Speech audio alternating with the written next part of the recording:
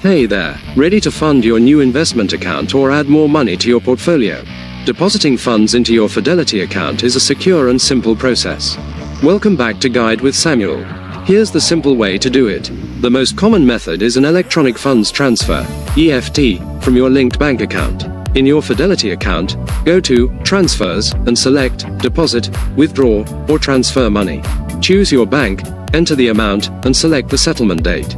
You can also deposit a check electronically using the mobile app's Mobile Check Deposit feature under the Transact menu.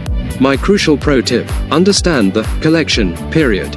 EFT deposits are typically available to trade immediately for most securities, but the funds aren't available for withdrawal to another bank for 2 to 6 business days.